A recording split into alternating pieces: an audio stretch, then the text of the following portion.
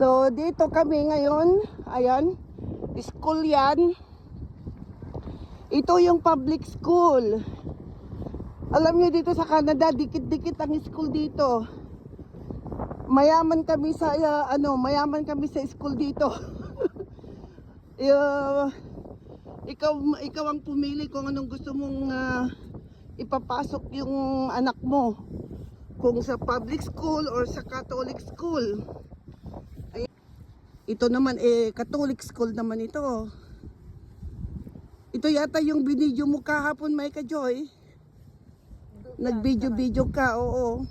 Pag Catholic school lang, alam ko private eh. Private ang Catholic school. Tapos pag ganon, public. Public, ano yon, sa government naman yon. Dito siya nag-aral si Victoria, yung anak ko. Dito siya nag-grade 3. Ayan, ito yung school ng anak ko, nag-start siya ng grade 3. At yung bus namin yan, yan yung sinasabi ko. Ayan, ito yung mga bus namin, ayan, ang hahaba. Ayan, tignan nyo, sunod-sunod sila. Ganyan po ang aming mga bus dito, mga transportation bus, public bus. So, maraming walang laman, walang laman mga kaibigan kasi hindi sila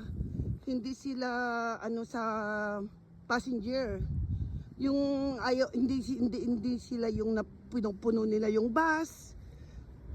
May schedule lang. Kaya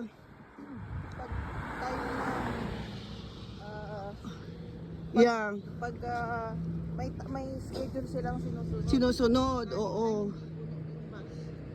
Yeah. Aalis at aalis kahit walang laman. Hindi kagaya sa Pilipinas na siksikin nila yung bus. Siksikin nila yung bus, hindi pwede dito. Kasi may oras sila na sinusunod. Yung oras ang sinusunod nila, hindi yung punuin yung mga bus. Kahit walang laman yung bus, basta yung oras ang sinusunod nila. Okay. So, na tayo? Liliko na tayo doon. So, ipakita ko yung isang school na naman. Ito yung isang school ng French. Ayan, French school po yan, mga kaibigan. Ayan. Okay, so dikit-dikit ang aming school dito, mga kaibigan. Okay. So, continuous kami maglakad. Kasi kailangan naming maglakad dahil mahirap na yung mga kasukasuhan hindi ma-exercise. Okay. Ang mga bahay din dito ay dikit-dikit. Hindi kagaya dyan sa Pilipinas. Dito dikit-dikit po ang bahay. Kahit na dikit-dikit po ang bahay dito, mga kaibigan, ay parang hindi magkakakilala ang mga tao. Hindi kagaya sa Pilipinas na makikikapit bahay ka, ganyan. Dito ay hindi. At dito naman yung fire station. Ayan, fire station ito. So every community may mga fire station. Pinakamarami. Oo. Yeah, fire station number 47. Yeah, ito ang fire station namin dito. Kaya Kunwari, pag merong sunog, anong malapit fire lang. station number ang pinakamalapit? Yeah.